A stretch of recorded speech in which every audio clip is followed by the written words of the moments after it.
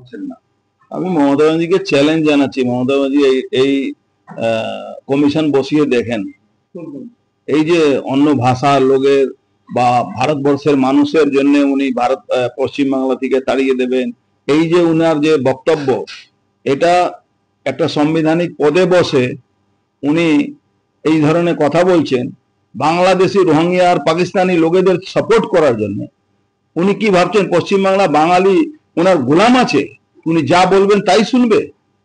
পশ্চিম বাংলার বাঙালি হিন্দু বুঝে গেছে কি মমতা ব্যানার্জি কি চাইছে। মমতা ব্যানার্জি কার জন্য লড়ছেন? মমতা ব্যানার্জি বাংলাদেশি রোহিঙ্গাদের জন্য লড়ছেন।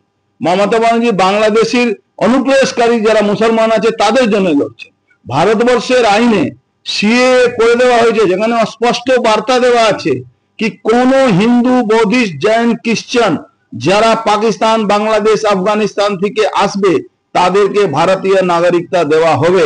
সেখানে উনি 2024 সালে 11 মাসে 2024 সালে 11 মাসে একটা মানে ওই নামের না অন্য নামের একটা চিঠি এসছে, সেটাও কে দিয়েছে?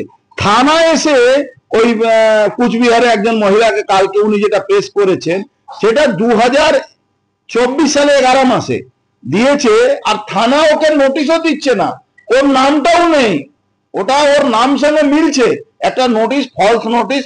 ওনার তো এই থানার আর সিভিক ভলেন্টিয়ার, কোন একটা মুসলমান আছে সিভিক ভলেন্টিয়ার, আমি সব তথ্য বের করেছি, ওই মুসলমানকে দিয়ে একটা ওই লোকটাকে, রাজবংশী মানুষকে ওখানে গিয়ে ধমকাচ্ছে কি তোমাকে পুলিশ তুলে নিয়ে যাবে। অথচ আসাম সরকার স্পষ্ট বলে দিয়েছে কি কোন রাজবংশী, কোন হিন্দু মানুষ, কোন সম্প্রদায় যারা বাংলাদেশ থেকে হিন্দু মানুষ যারা এসছেন, রাজবংশী হোক, মতুয়া হোক, তাদের কোন রকম কোনো অসুবিধা নেই। কোন রকম কোনো ভুলবশত কেসও হয়েছে তাহলে যদি 2025 ফেব্রুয়ারি মাসে all case will be withdrawn, এটা নোটিশ, গেজেট নোটিফিকেশন আছে। তারপরে মমতা ব্যানার্জি একটা মিথ্যাশ্রী মুখ্যমন্ত্রী, তিনি ওই নোটিশ দেখিয়ে, নোটিশে ডেট দেখাচ্ছেন না, নোটিশটা দেখিয়ে মানুষকে বিভ্রান্ত করার চেষ্টা করছেন। আপনি ধমক দিচ্ছেন, ওনার ক্ষমতা থাকলে যদি বের করে দেখান তো। আজকে বড় লম্বা লম্বা কথা, বাংলা ভাষী মানুষকে বিভ্রান্ত করা, যেখানে বাঙালি হিন্দু বাংলায় থাকতে পারছে না, যেখানে 26,000 বাঙালি হিন্দুদের চাকরি চলে গেল, যেখানে রোজ বাঙালি হিন্দুদের মেয়েদের রেপ হচ্ছে, বলাৎকার হচ্ছে, এই যত বর্ডার এলাকায় বাংলাদেশি ওনার ভাইরা ঢুকে এখানে গ্রামকে গ্রাম রেপ করে যায়, ওই গোবরডাঙ্গা থেকে, গাইঘাটা থেকে নিয়ে ওই সুতিয়া যে গ্রামগুলো আছে, তারপরে বসিরহাটে ওই শেখ শাহজাহান কি করছিল সন্দেশখালীতে। আজকে কালকে যে নোটিফিকেশন দিয়ে এসছে, এটা কালকের না, 17 তারিখ। মমতা ব্যানার্জি এই জন্য 21 তারিখে বড় বড় কথা বলেছে। এই নির্বাচন কমিশনে অধিকার সংবিধানে দেওয়া আছে, এখানে ইমপ্লিমেন্ট হয় না। এই জন্য ইমপ্লিমেন্ট করার জন্য ইলেকশন কমিশন অফ ইন্ডিয়া দেখছে এখানে সব থেকে বেশি অনুপ্রবেশকারী রোহিঙ্গা, পাকিস্তানি পশ্চিম বাংলা থেকে Aadhaar card, voter card, ration card তৈরি হয়েছে, তার উপরে বিশেষ নজর আছে। সারা ভারতবর্ষের একই নিয়ম আছে, সংবিধানের নিয়ম আছে, এখানে লাগু হতে দিত না। মমতা ব্যানার্জি আইপ্যাক কে দিয়ে ইলেকশন কমিশনে পুরো সিস্টেমটাকে হ্যাক করিয়ে দিয়েছিল। কোটি কোটি টাকা আইপ্যাক ওখান থেকে রোজগার করতো। ওই আপনার ওয়েবকাস্টে আপনারা দেখেছিলেন, মানিকতলা আমি নিজে ধরেছিলাম, আর ওখানকার ইলেকশন কমিশনের স্ক্রিন থেকে আমি ধরেছিলাম একটা লোক ঘুরে ঘুরে ভোট দিচ্ছে। আপনাদের মনে হবে আমি ওখানে এই নিয়ে আওয়াজ তুলেছিলাম। এই ইলেকশন কমিশনকে উনি বানিয়ে দিয়েছিলেন ঠুটু জগন্নাথ। এখন ইলেকশন কমিশন সাংবিধানিক অধিকার আছে, সেলফ ডিপেন্ড থাকবে, স্বতন্ত্র ওদের অধিকার আছে, এই অধিকার সংবিধান দিয়েছেন। উনারও তো কষ্ট হচ্ছে কেন?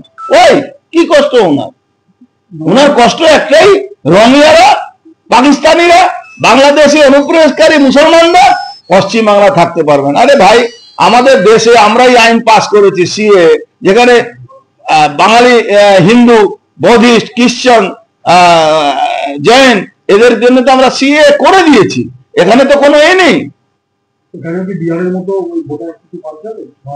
বাদ যাবে, এখানে তো ইতিহাস তৈরি হবে। এক একটা মুসলমানের 4 জায়গার নাম আছে।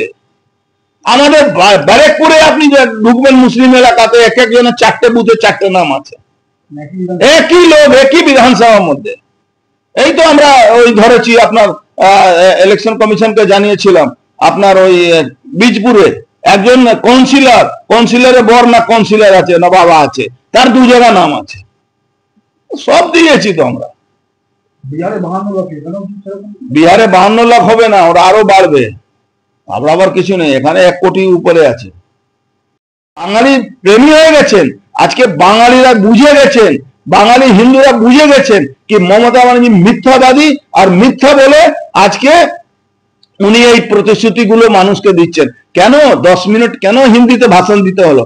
উনার অত আছে, তাহলে বাঙালি করছেন, বাঙালি হিন্দুদেরকে উস্কাচ্ছেন, পশ্চিমবাংলা একটা ভাষা বিভেদ তৈরি করার চেষ্টা করছেন। কোনো ভাষা বিভেদ না, ভারতবর্ষে সনাতনী হিন্দু বাঙালি হোক, বিহারি হোক, ওড়িয়া হোক, মাদ্রাসি হোক, সব এক আছে। ওনার বিভেদ করলে হবে না। উনি ইংরেজের মতন ডিভাইড এন্ড রুল যে পলিসি নিয়েছেন ওটা মানবে না বাঙালি হিন্দু।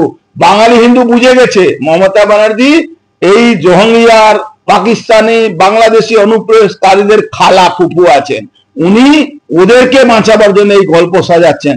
এখন দুয়ারের সরকার ফেল হয়ে গেছে, এখন দুয়ারের সরকার জায়গায় উনি পাড়ায় সমাধান করবেন। কাকে দিয়ে সমাধান করবেন? এই তোলামূল টিএমসি কাউন্সিলররা, এই পঞ্চায়েত মেম্বাররা, উনি সব গল্প এখন মানুষ বুঝে গেছে, কোনো চিন্তা করার দরকার নেই। বাংলার মানুষ ওনাকে মিথ্যাশ্রী উপাধি দিয়ে এখান থেকে ঝেঁটে বিদায় করবে। আগে যারা ডিএ কোর্টে অর্ডার হয়েছে তাদেরকে দিয়ে দিন। 4,000 না 8,000 কোটি টাকা উনি যে বলছেন বাজেট করছেন, এই বাজেটের টাকা আসবে কোথা থেকে? টাকা দেবেন? সব তো পুকুর ভরাট করিয়ে দিয়েছেন, টাকা তো নিয়ে গেছেন। আরে নিজের পকেট থেকে দিন না। 15 লাখ টাকা করে উনি পুঁথে পুঁথে টাকা দেবেন। আগে রাস্তাঘাট গুলো বানান, পরিষ্কার পরিচ্ছন্ন করান।